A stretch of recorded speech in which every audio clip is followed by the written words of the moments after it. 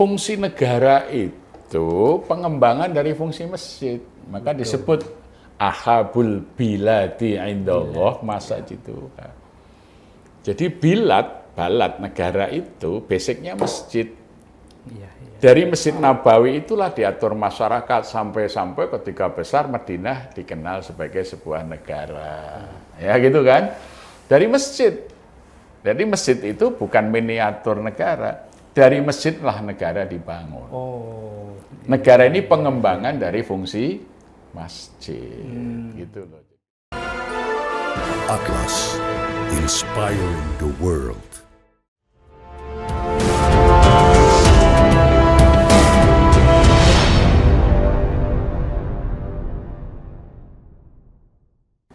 Assalamualaikum warahmatullahi wabarakatuh. Waalaikumsalam warahmatullahi. Alhamdulillah, syukurillah, salatu wassalamu ala rasulillah wa ala alihi wa sahbihi wa mawala wa ba'du. Pemirsa yang dirahmati Allah, alhamdulillah hari ini kita kedatangan tamu istimewa. Beliau, jika kita mendengar nama Masjid Joko Karian, maka sebetulnya di belakang masjid yang sudah kita kenal itu ada sosok yang sekarang ada di studio kita.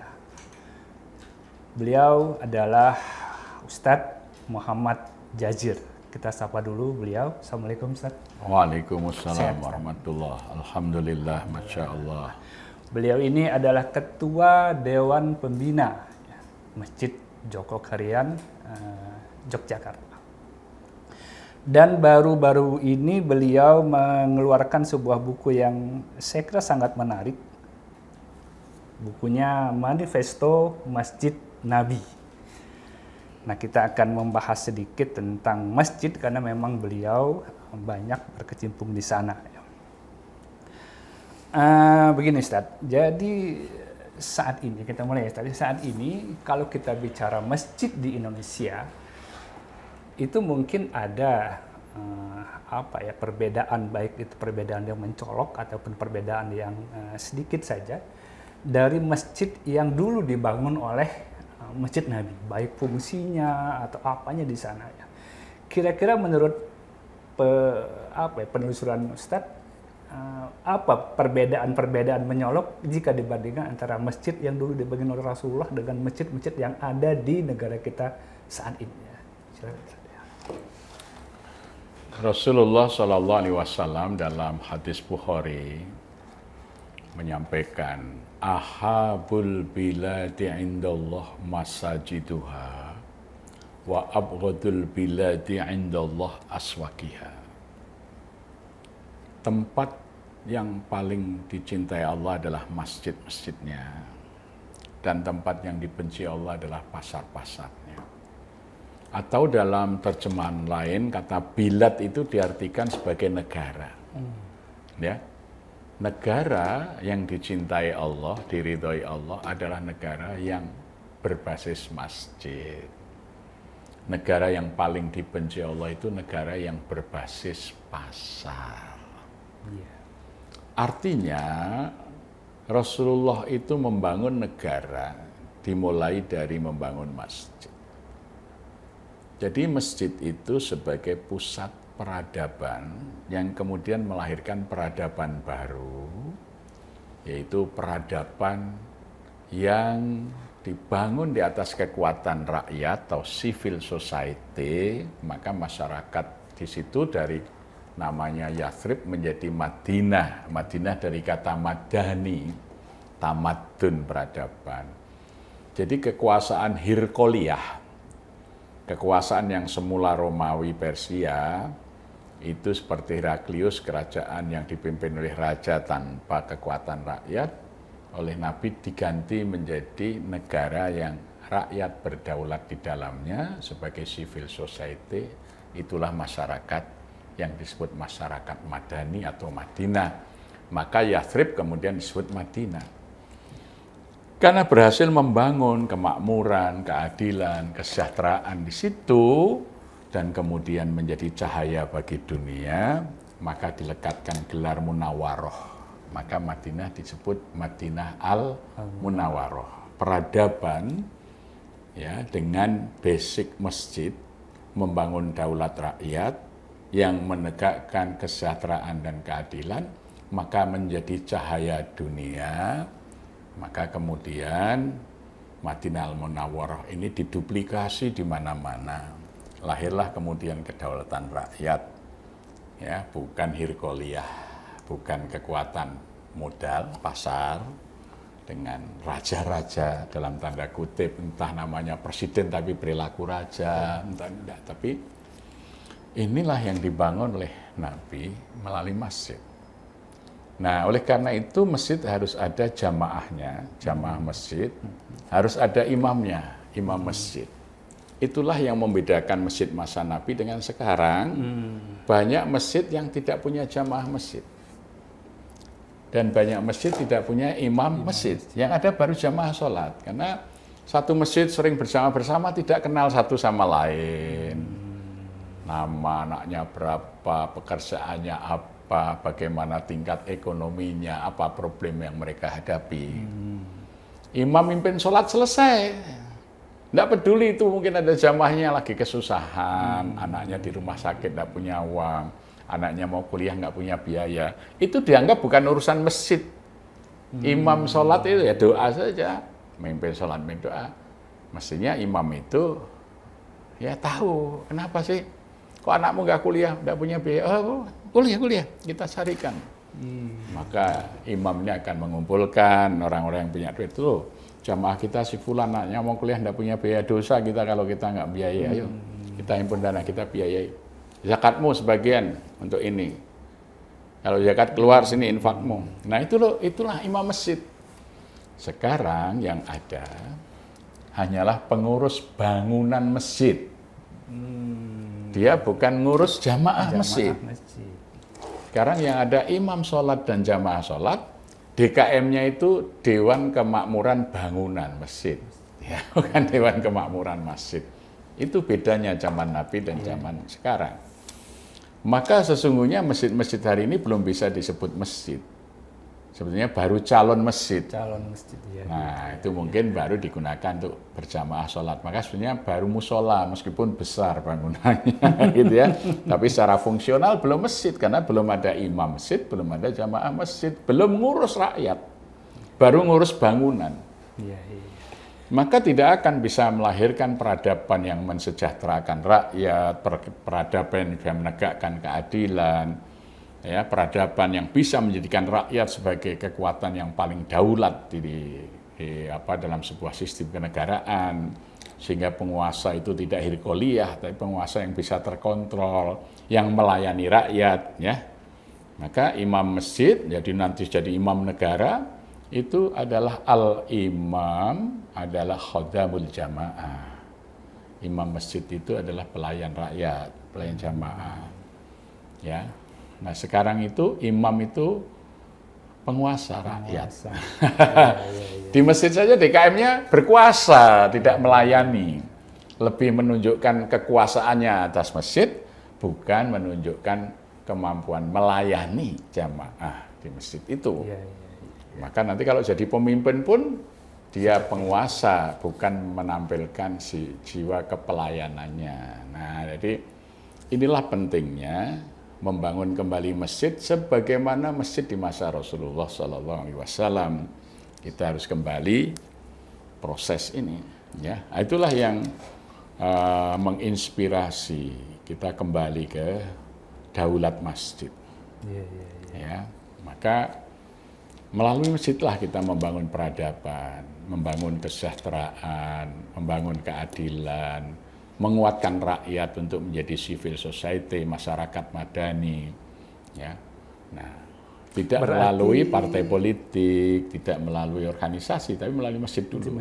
Nah, berarti apa bisa dibilang masjid itu sesungguhnya adalah miniatur sebuah negara atau pemerintahan yang paling kecil di sebuah. Iya, jadi fungsi negara itu pengembangan dari fungsi masjid, maka disebut ahabul biladi indallah, masa itu. Jadi balad negara itu basicnya masjid. Iya, iya. Dari Masjid Nabawi itulah diatur masyarakat sampai-sampai ketika besar Madinah dikenal sebagai sebuah negara. Ya gitu kan? Dari masjid. Jadi masjid itu bukan miniatur negara. Dari masjidlah negara dibangun. Oh, Negara ini pengembangan dari fungsi masjid. Gitu loh. Jadi yang lain yang akan menghambat ini pasar, musuhnya masjid itu pasar. Itu loh, maka itu seburuk-buruk peradaban, seburuk-buruk tempat yang Allah membenci itu kalau masyarakatnya dibangun atas dasar pasar. Yang berkuasa di pasar pemilik modal. iya, iya. Maka partai politik pun tunduk pada pemilik modal. Karena mau mendirikan partai harus punya modal. Kalau sudah mewakili partai, dia lebih menyuarakan kepentingan pemilik modal daripada kepentingan rakyat. Nah, gitu loh. Jadi ini akan terjadi dialektika antara kekuatan pasar dan kekuatan masjid. Nah, sementara kekuatan pasar terkonsolidasi dengan baik melalui korporasi-korporasi, ya modal-modal internasional. Sehingga banyak negara-negara itu sekalipun negaranya mengatakan negara Islam, sekalipun, tapi kekuasaannya itu bergantung dari pemilik modal. Ya.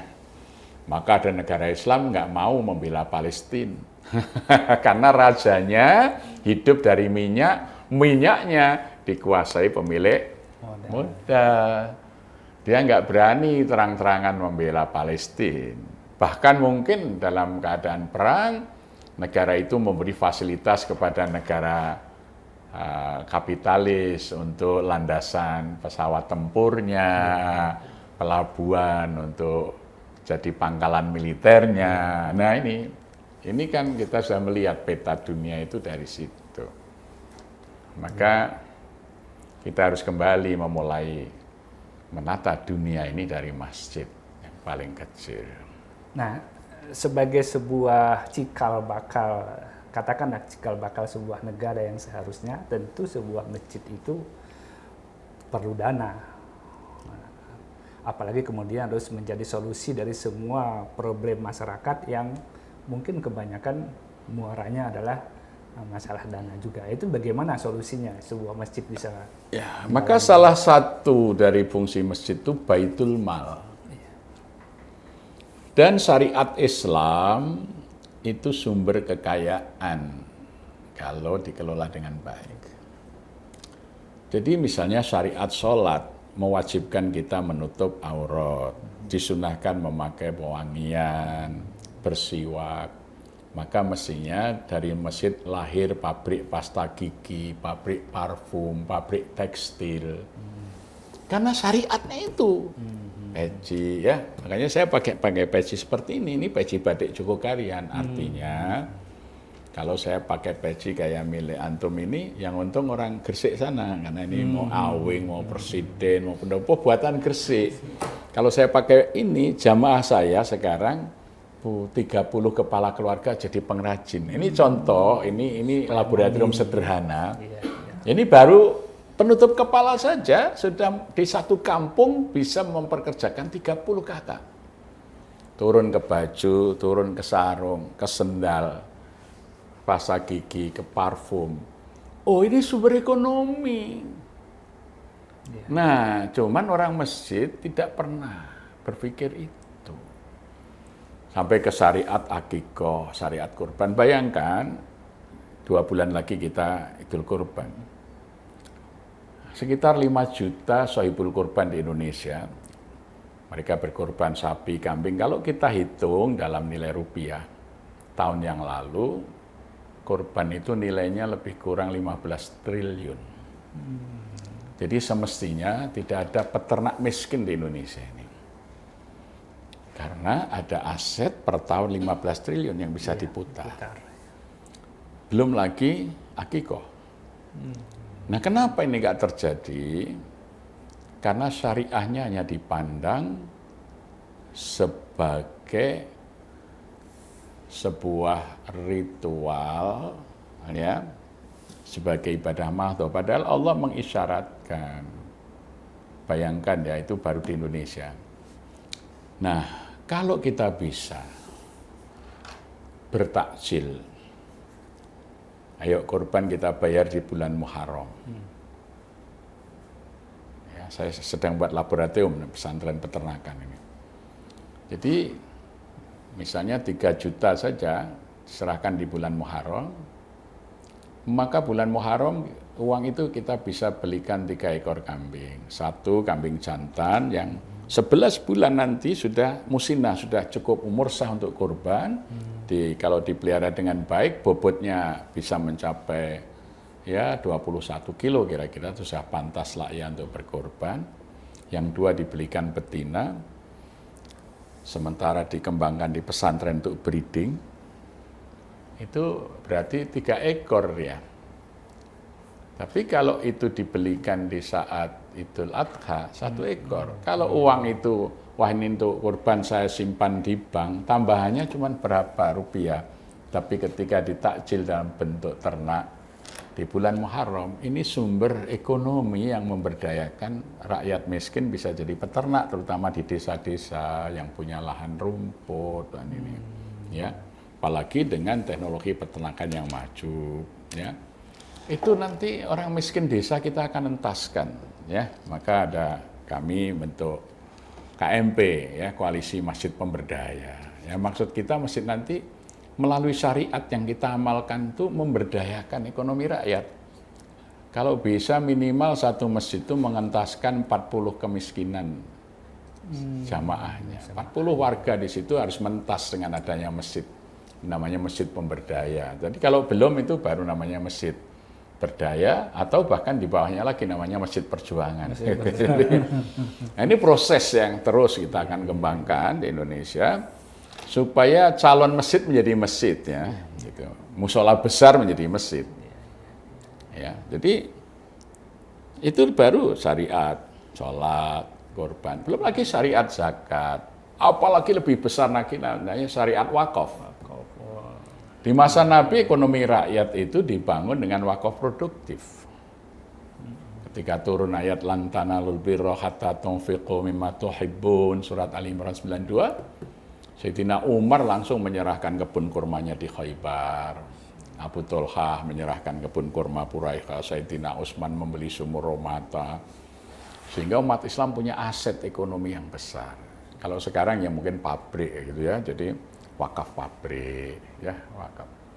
Wakaf membangun sumber-sumber ekonomi. Zaman Nabi tidak ada yang wakaf masjid. Nah, sekarang itu orang wakaf bangunan masjid. Akhirnya bangunannya malah menjadi beban rakyat. Masjidnya bagus, uang rakyat harus dikurangi untuk merawat masjid itu. Semestinya masjid di backup dengan hasil wakaf produktif, memberi kepada rakyat, bukan malah meminta kepada rakyat, gitu loh. Jadi kalau makin banyak masjid pemberdaya, rakyat itu makin sejahtera. Nah, ini program yang harus terus-menerus kita syiarkan dalam dakwah, ya, supaya masjid-masjid itu terbentuk, bukan sekedar musola, ya, tapi berperan betul. Dewan Kemakmuran Masjid, betul-betul masjidnya makmur, bukan Dewan Kemakmuran bangunan masjid itu, ya. Nah, masjid ini sebagai sebuah solusi masyarakat, ya, yang memberikan solusi masyarakat. Masyarakat biasanya masalah sosial, masalah macam-macam, beragam sekali. Ya. Nah, kadang-kadang masjid ini kan harus membicarakan hal-hal yang mungkin ada keterkaitan politik, karena itu juga akan berdampak kepada masyarakat. Nah, apakah fungsi dan peran masjid sampai ke sana? Sementara kita tahu kan sekarang tidak boleh bicara politik di masjid. Siapa yang tidak bolehkan? Itu orang bodoh. Oh, begitu, ya. Karena salah satu fungsi masjid adalah baitus siasah, rumah politik, pendidikan politik bagi rakyat itu, ya basisnya masjid, ya. Jadi hanya orang pasar, artinya mereka yang berdiri kapitalis, itu yang anti politik di masjid. Artinya mereka sudah disuap oleh para pemilik modal agar lawannya yang berupa kekuatan masjid ini dibungkam. Ya, tidak boleh. Bahkan dalam Undang-Undang Dasar 45, kedaulatan itu di tangan rakyat, dibangun dari masjid.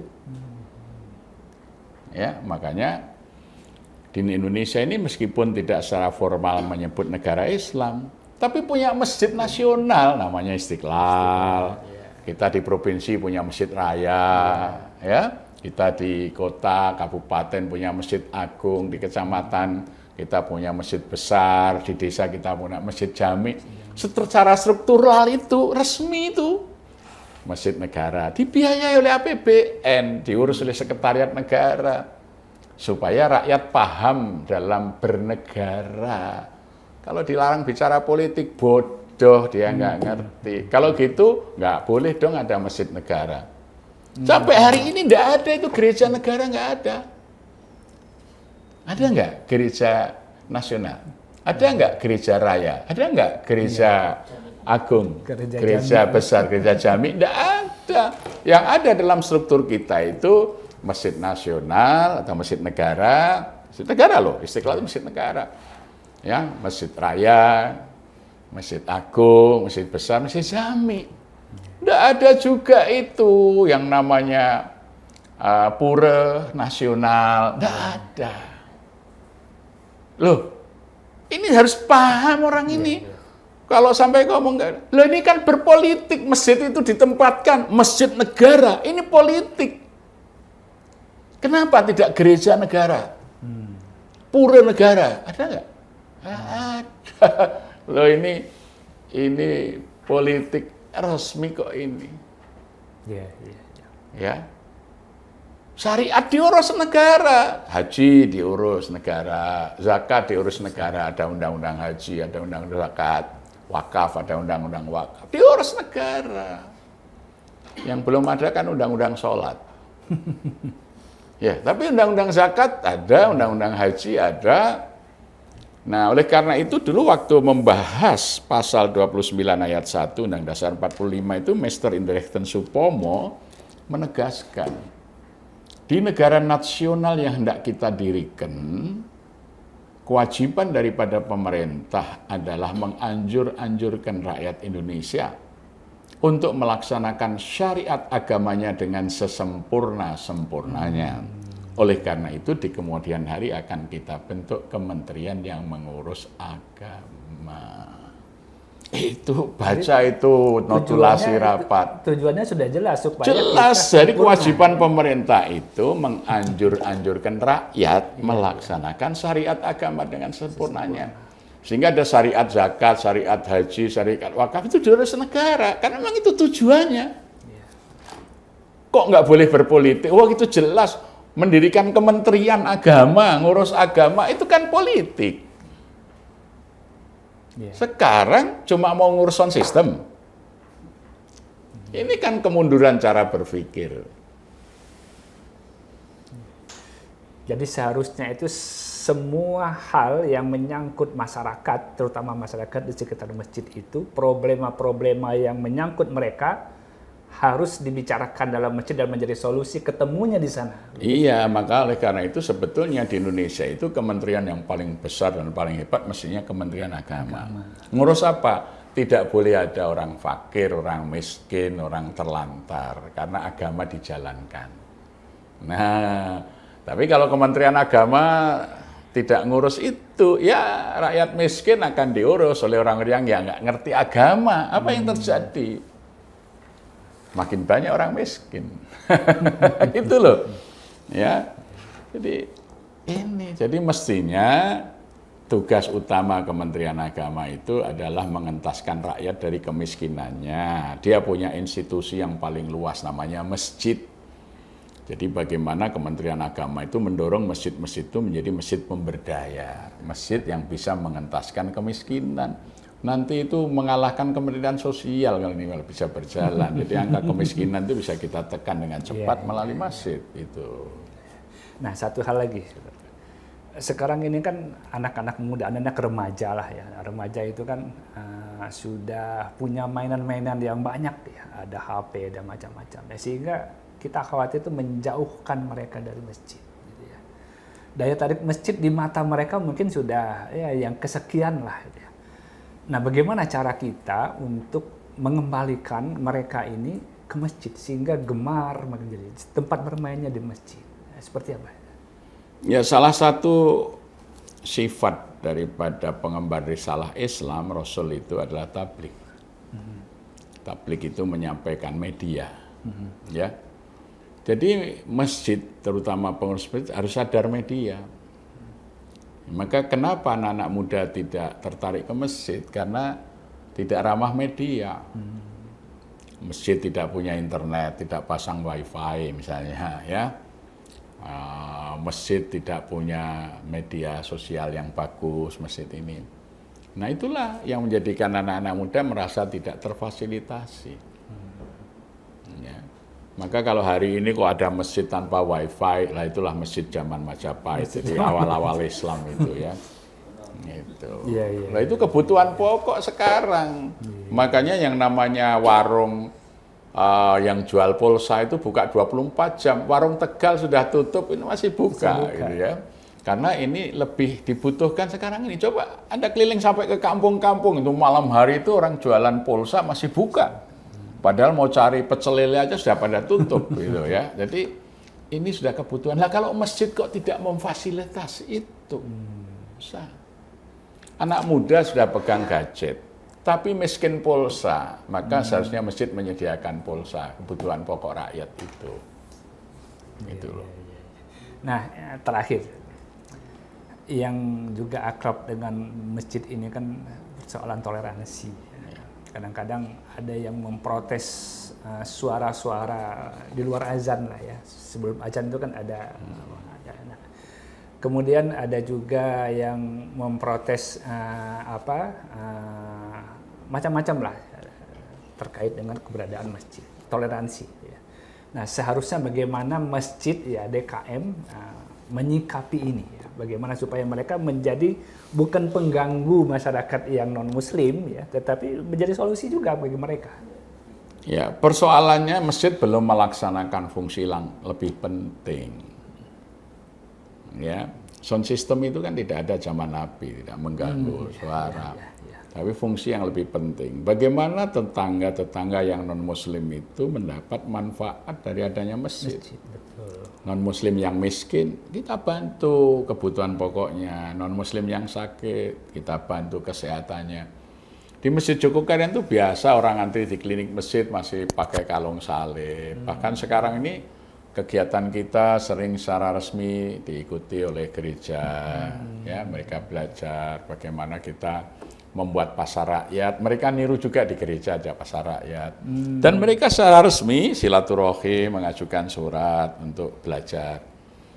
Kami sudah berkali-kali diundang di komunitas-komunitas gereja, di paroki untuk memberikan bimbingan mengelola rumah ibadah bagi kesejahteraan rakyat gitu, ya. Tapi saya karena sebagai figur sentral tidak pernah datang sendiri karena nanti bisa banyak tafsir yang salah. Saya kirim tim gitu untuk melayani. Jadi mereka senang dengan keberadaan masjid itu. Lah belum memberi apa-apa sudah teriak-teriak. Itu salah itu. Berikan dulu kalau mereka, keberadaan masjid. Kalau tidak ada beras ada masjid. Tidak bisa berobat ada masjid. Tidak bisa sekolah ada masjid. Tertolong. Kalau mau diteriakin keras pun tidak akan protes gitu, ya. Sekarang teriak keras tidak dapat apa-apa. Ini problemnya. Pengurus masjid tidak paham tentang mengelola masjid, itu persoalan. Ya, kesejahteraan lingkungan itu didahulukan. Maka masjid harus menjadi masjid pemberdaya. Bukan dimulai mendirikan masjid langsung sound system. Wah, itu ya. Beli dulu beras, kasih beras orang yang miskin itu. Sudah nggak punya beras, susah, nggak bisa tidur, suara masjid keras mengganggu telinganya. Itu dolim, pengurus masjidnya itu dolim. Daripada untuk beli sound system yang bagus, beli beras dulu, selesaikan persoalan rakyat. Ya, kasih SPP, belikan seragam anak-anak sekolah, ya beri modal tetangga masjid yang tidak bisa berusaha dan bekerja. Itu dulu, berdayakan dulu rakyat. Nah, itu loh. Jadi maka orientasi kita adalah bagaimana menjadikan masjid itu pemberdaya, yaitu masjid pengentas kemiskinan. Jadi nanti tidak ada problem protes itu tidak ada. Lah protes ya wajar saja, perut lapar dikasih suara son. Ini ngawur itu. Iya, iya. Baik, terima kasih banyak ini Ustadz Jazir atas waktunya ya di Ya, tengah nanti bisa kesibukan dibaca beliau. di buku ini. Baik, semuanya bagaimana ada di prosesnya. buku manifesto Masjid Masjid Nabi, Nabi. Ya. Baik pemirsa, demikian bincang-bincang singkat kita dengan Ustadz Jazir. Mudah-mudahan bincang-bincang ini bermanfaat bagi kita semua, terutama bagi para pengurus ya masjid. Ya. Demikian kita tutup. Assalamualaikum warahmatullahi wabarakatuh. Waalaikumsalam. In the world.